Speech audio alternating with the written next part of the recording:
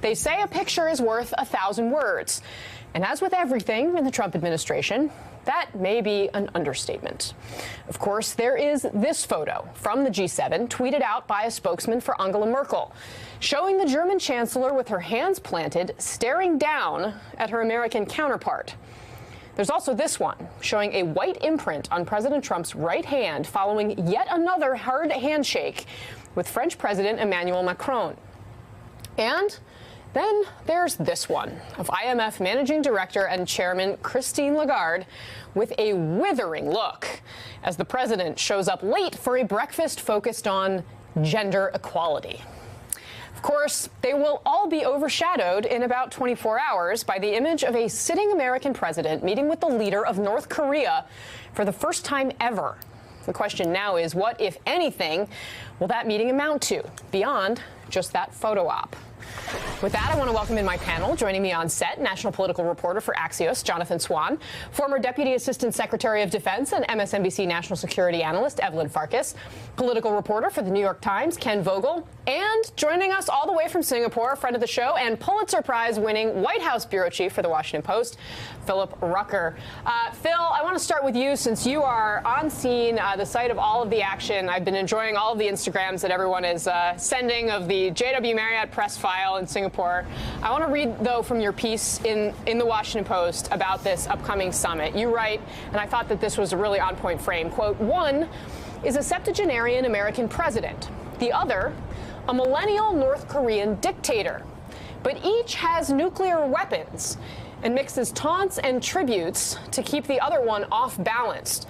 Thin-skinned alphas, both men, are wedded to a go-it-alone leadership style, have a penchant for bombast, and are determined to project dominance when they finally meet. So what is your sense of how things are unfolding there on the ground in Singapore so far? And what do you think these two personalities, how is the president going to end up handling this? Yeah, Kasie, well, they've both arrived here in Singapore last night. It's now morning, Monday morning. President Trump is scheduled to be meeting with the Prime Minister of Singapore later today, and then, of course, on Tuesday with Kim Jong-un. And they've been sizing each other up for months, really for years.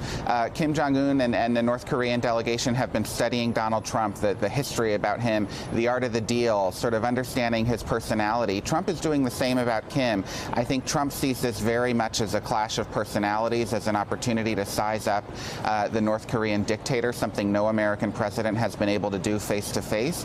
And as he said the other day, he'll know within a minute or two whether there's something here, whether Kim can come to the table and have a deal. Now, if you start looking at the substance of what that deal could be, it gets very messy because that's not worked out. It's unclear what sort of deliverables they could walk away from this meeting with, but Trump is very eager to at least have the meeting and try to make friends with the dictator. Phil, is there a view that there may be any risk for the president in simply having this photo op? What is the thinking? What has he been told about whether he should smile, how he should present himself in what we know is going to be an instantly iconic picture? Well, it's an iconic picture that the North Koreans very much want. For them, this is an achievement in and of itself, getting an audience with the president, putting Kim Jong-un on equal footing with the American commander-in-chief, and it'll be used in propaganda back home by the North Koreans to show Kim as garnering respect around the world. And so the danger for Trump is that he's giving Kim something simply by shaking his hand and meeting him. We'll have to see what the body language looks like. I think it'll be really striking, for example, if Trump is kinder to Kim Jong-un than he was to Justin Trudeau in Canada and some of the other European allies that he was with at the G7 in Quebec the other day. The body language from the photos that you showed at the beginning of the show was so striking, and we'll have to see if Trump is more relaxed and, frankly, more enjoying himself when he's face-to-face with the North Korean leader. So as you referenced a minute ago, the president did say it won't take long for him to tell if Kim Jong-un is serious about making some sort of deal. I'm going to show our viewers what he said before leaving Canada yesterday. It's a good question. How long will it take? I think within the first minute, I'll know. How? My touch, my feel. That's what I do. And if I think it won't happen, I'm not going to waste my time. I don't want to waste his time. Jonathan Swan, your take on that. Philip Rucker mentioned earlier that this is a clash about personalities, and I know you have some new reporting about that. The president has been, in his briefings, fixated on Kim Jong-un's personality, wanting to know everything he can about him. He's been asking Mike Pompeo, who's actually met with Kim, right, the only one of his top aides. But the Allied intelligence agencies have compiled a very detailed profile of Kim Jong-un, largely taken from interviews with some of his former classmates when he attended an elite Swiss school in his adolescence. Oh, interesting. And the profile, we got this from someone who studied it carefully, the classified binder. It bears a striking resemblance to the Kim Jong-un you see today. He described him as the young Kim Jong-un from these interviews, gluttonous, would eat himself almost sick, would be prone to fits of anger and outbursts of violence. Apparently there were young children that he hit during this. He was an inattentive student, didn't attend class very much, and demanded slavish loyalty from his classmates. Slavish loyalty. Evelyn Farkas, what does this sort of tell you if you're preparing the president to meet with this man? I mean, first of all, it's not surprising because this is the guy who had his brother killed and his uncle killed. So anyone who would be any kind of threat to him and his power has been eliminated. You know, we understand he's a pretty ruthless guy. Although he said that it's not military force. His father had military first. Mm-hmm. He's saying economy first after we get our nuclear weapons. He wants a McDonald's. Program. Yes, I know. So we can and that he has in common with the president, with our president, of course, because our president loves hamburgers. And I guess he likes McDonald's. I can't remember if that was the filet of fish, though. When he's being healthy. Sometimes without the bread, actually. Like Corey Lewandowski. But I mean, I think if he's smart, he will study our president, Kim Jong-un, and just butter him up. He has 1 minute to butter him up.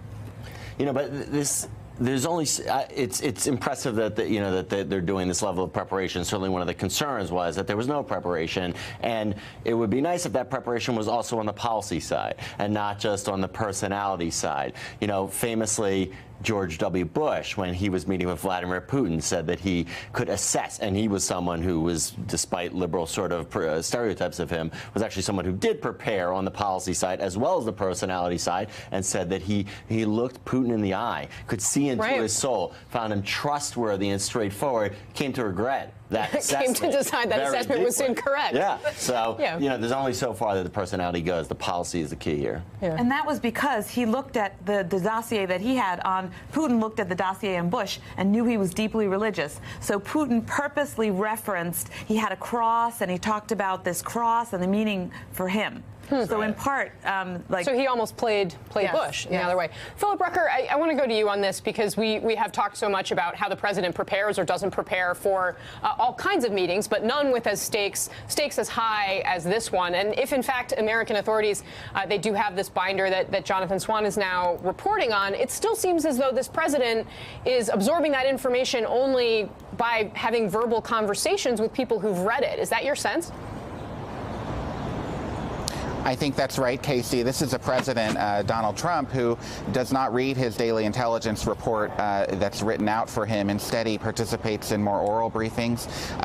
The CIA director will come into the Oval Office and show him graphics, videos, pictures, maps, charts, anything that can help him visually understand the intelligence, because we know he doesn't like to sit down and pore over the written word. I assume that's the case now as he's preparing to meet with Kim Jong-un. You know, Trump has said he doesn't require much preparation for this meeting. That's not quite right, according to Mike Pompeo, the Secretary of State, who says that he's been having very extensive briefings with President Trump for several weeks now, months really, trying to prepare him for this, trying to get him to understand sort of the history of U.S.-Korea relations, the history of North and South Korea relations, sort of all the details that are at stake. Even if he's not an expert in the technicality of nuclear arms, he at least can understand the sort of broader geopolitical dynamic at play with North Korea as he prepares for the meeting. Let's turn now to all of the drama that preceded this evening, the G7 summit. Just a few hours after the president called his relationship with G7 allies a 10, he pulled the U.S. out of the G7 joint communique as a result of what he called Justin Trudeau's, quote, false statements. He went on to tweet, quote, PM Justin Trudeau of Canada acted so meek and mild during our G7 meetings.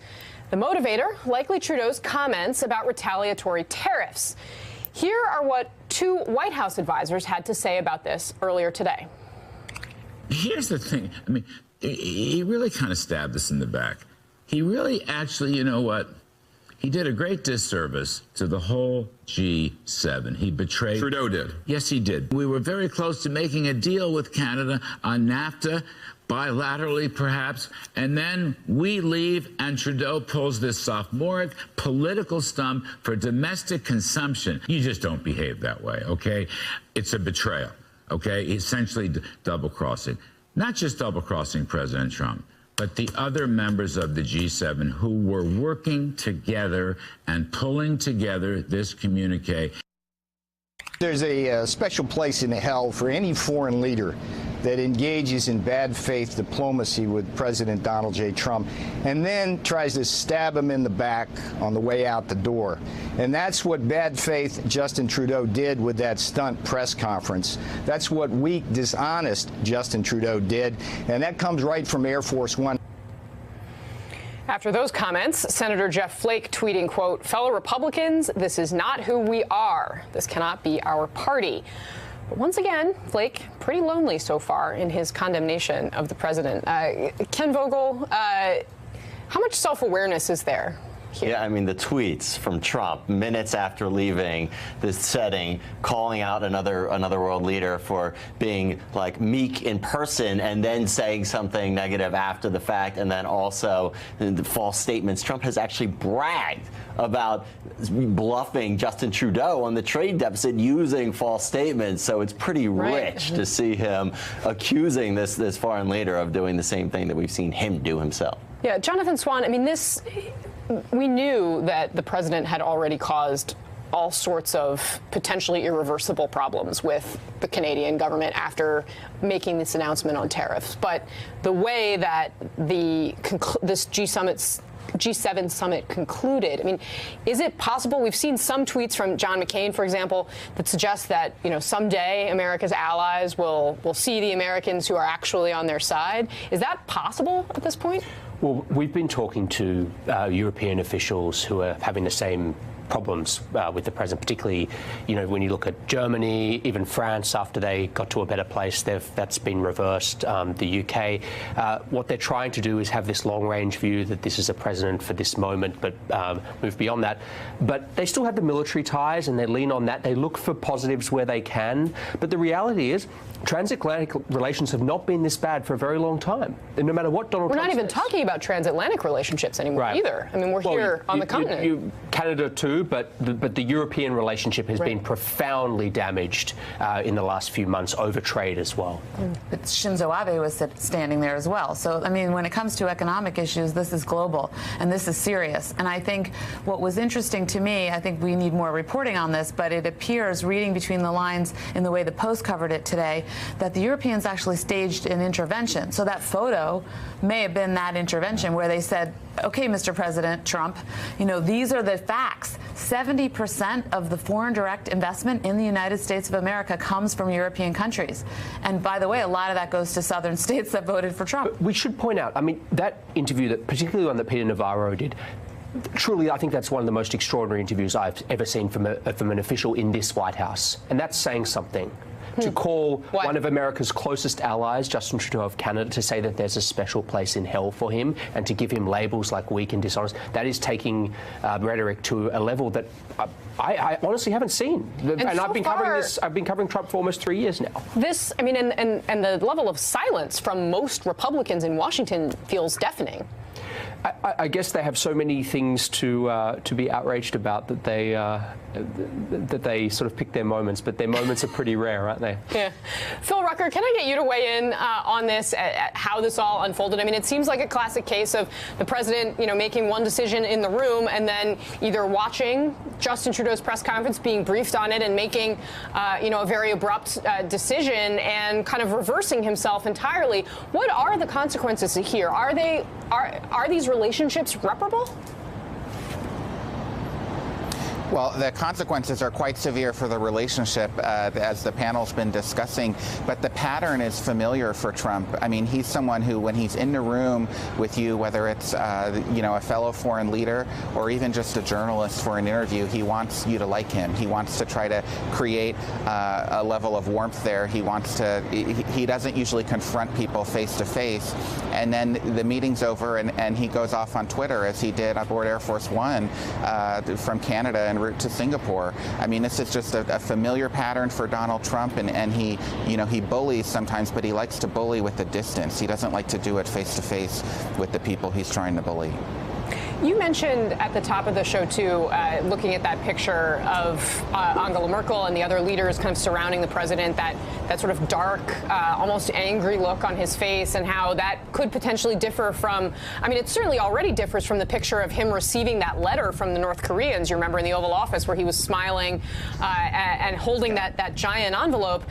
We've talked about this a lot, I know, whether he has an affinity for dictators, but I mean, what is it that explains why he's so hostile in a room with, people that have been allies of the United States for decades, and seems so warm and open to these other people who have been our enemies?